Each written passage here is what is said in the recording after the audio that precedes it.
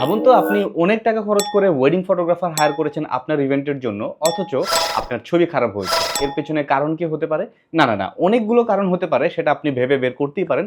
But one of the main reason could be আপনার ইভেন্টের টাইমলাইনটা হয়তো আপনি ঠিকঠাক মতো ম্যানেজ করতে পারেননি বা প্ল্যান করতে পারেননি। সো বলা যেতেই পারে আপনার ওয়েডিং ডের টাইমলাইনটা প্রপারভাবে ম্যানেজ করতে না পারলে কিন্তু অনেকাংশেই আপনার ছবি খারাপ হওয়ার চান্স অনেক বেশি। আপনার ওয়েডিং ডের টাইমলাইনটা প্রপারভাবে ম্যানেজ করতে না পারলে কী প্রবলেম হতে পারে? প্রথমত, আপনার মেকআপে লেট হবে, খুবই স্বাভাবিক। দ্বিতীয়ত, আপনি যেহেতু মেকআপে লেট করেছেন, সো এদিকে কিন্তু ইভেন্টে বা ভেন্যুতে আপনার ফটোগ্রাফার এসে বসে আছে, সো এদিকে ফটোগ্রাফারের টাইমও চলে যাচ্ছে, বা ফটোগ্রাফারের একটা ফিক্সড করার টাইম থাকে বা তার একটা প্ল্যান থাকে, সেই প্ল্যানেও কিন্তু ঝামেলা হয়। সো ফটোগ্রাফার এসে বসে থাকে, বাট আপনি আসতে পারেন না। আর আপনি যদি ভেবে থাকেন আপনি বিকেলের দিকে কিছুটা আউটডোর শ্যুট নেবেন, অর্থাৎ গোল্ডেন আওয়ারটা ধরতে চান, সেক্ষেত্রে কিন্তু সেটাও মিস করলেন। আর আমরা সবাই জানি, আপনিও জানেন আই থিঙ্ক, গোল্ডেন আওয়ারটা ফটোগ্রাফির জন্য একটা স্বর্ণ সময় বলতে পারেন। আর এই সময়টা মিস করা মানে আপনি একটা সোনালী সময় মিস করলেন। আর যেহেতু আপনি মেকআপ থেকে আসতে দেরি করেছেন, সো এদিকে কিন্তু ফটোগ্রাফার তো অলরেডি লেট করেছে। ইন দ্য মিন টাইম ইভেন্টের যত গেস্ট রয়েছে তারাও কিন্তু চলে এসেছে। আবার ইভেন্ট ক্লোজ করারও একটা ব্যাপার থাকে। সব কিছু মিলিয়ে একটা রাশ আপনি না চাইলেও তৈরি হয়ে যাবে। তখন যেটা হবে, ফটোগ্রাফারদের উপর একটা প্রেশার চলে আসবে, তারা র্যান্ডমলি ছবি তোলা শুরু করবে। সো তখন কিন্তু ছবি খারাপ হবার একটা চান্স থাকে। যদিও ফটোগ্রাফাররা সবসময় চেষ্টা করে যতটুকুই সময় পাক না কেন সেই সময়ের মধ্যে বেস্ট আউটপুটটা বের করে নিয়ে আসার জন্য। বাট রিয়েলিটি হচ্ছে, আপনি যখন রিল্যাক্সে কাজ করবেন সেটার আউটপুট একরকম হবে, আর আপনি যখন রাশে কাজ করবেন সেটার আউটপুট অবশ্যই আরেক রকম হবে। আর কোনো কারণে আপনি যদি একটু জুনিয়র ফটোগ্রাফার বা বাজেট ফ্রেন্ডলি ফটোগ্রাফার খুঁজতে যান, তাহলে কিন্তু এই টাফ সিচুয়েশন হ্যান্ডেল করা সেই সকল জুনিয়র ফটোগ্রাফারদের জন্য আরও অনেক বেশি টাফ হয়ে যাবে।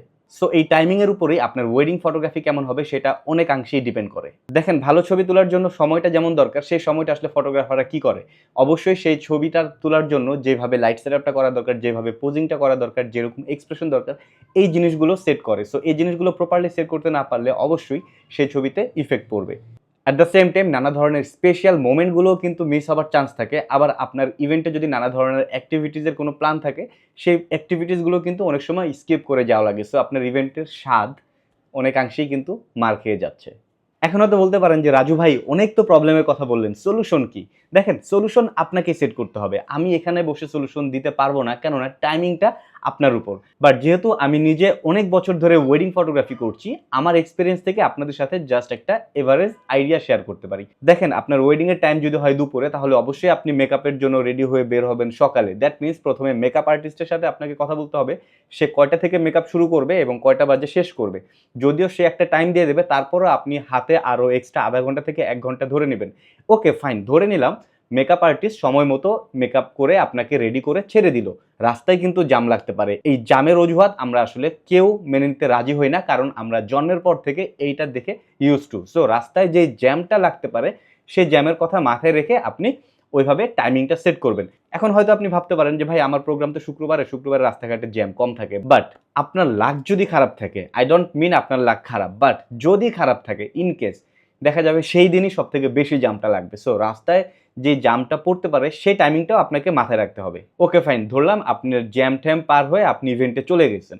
সো ইভেন্টে যাওয়ার পরে দেখলেন যে আপনার স্টেজই এখনো কমপ্লিট হয় নাই। কি রে ভাই, এত টাকা দিয়ে ইভেন্ট ম্যানেজমেন্ট বুক করলাম, অথচ এখন আমার স্টেজ রেডি হয়নি। দেখেন, এখানে আসলে আপনার ফল্টটা একটু কম। তারপরও আমি আপনাকে বলবো, ইভেন্ট ম্যানেজমেন্টের দায়িত্বে যাদেরকে দেবেন তাদের সাথে খুব স্ট্রেট কাট, একদম পয়েন্ট ওয়াইজ আপনি তাদেরকে বুঝিয়ে বলবেন যে, ভাই এতটার মধ্যে আমার ইভেন্ট শুরু হবে অ্যান্ড আমি এন্ট্রি করবো এতটার মধ্যে। সো এর আগে অবশ্যই আমার স্টেজ রেডি হওয়া থাকতে হবে, এবং প্রয়োজন হলে আপনি সেটা আপনার ডিডের মধ্যে মেনশন করে রাখেন, হাইলাইট দিয়ে রাখেন।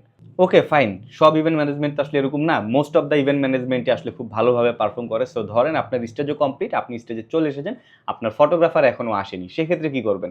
দেখেন, আমি আমার জায়গা থেকে তো বুঝি ফটোগ্রাফাররা আসলে কখনো দেরি করে না। তারা পসিবল হলে আরও ১-১.৫ ঘন্টা আগে চলে আসে। সো আপনি তাদেরকে এক্সাক্টলি একটা টাইম দিয়ে দেবেন। হয়তোবা তাদেরকে আপনি আধা ঘন্টা আগে টাইম দেন। বাট যদি এরকম হয় যে আপনি তাদেরকে ১টা বাজে আসতে বলেছেন কিন্তু আপনি নিজেই এসেছেন ৪টা বাজে, তাহলে কিন্তু একদম শেষ।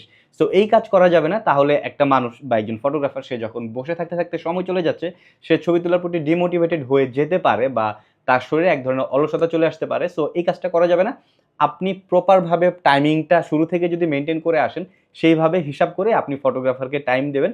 হয়তোবা আপনি তাকে আধা ঘন্টা আগে আসতে বলতে পারেন, সো দ্যাট সে আধা ঘন্টা আগে এসে রিল্যাক্স হলো, সেটআপটা রেডি করলো অ্যান্ড আপনার ছবি তোলার জন্য সে মোটামুটি রেডি হয়ে থাকলো। তাহলে যেটা হবে, আপনি মেকআপ শেষ করলেন প্রপার টাইমে, রাস্তায় যদি জ্যামও থাকে তারপরেও আপনি প্রপার টাইমে ভেন্যুতে জয়েন করতে পারলেন। এদিকে আপনার স্টেজ রেডি, ফটোগ্রাফারও রেডি, আপনার ছবি তোলা কিন্তু সময় মতো শুরু হয়ে গেল। সো আপনারা কিন্তু ইভেন্ট শুরু হওয়ার আগেই আপনাদের সিঙ্গেল বা কাপল ফটো সেশনটা শেষ করে ফেললেন, খুব রিল্যাক্সে ফটোগ্রাফার তার ছবিগুলো নিয়ে নিল।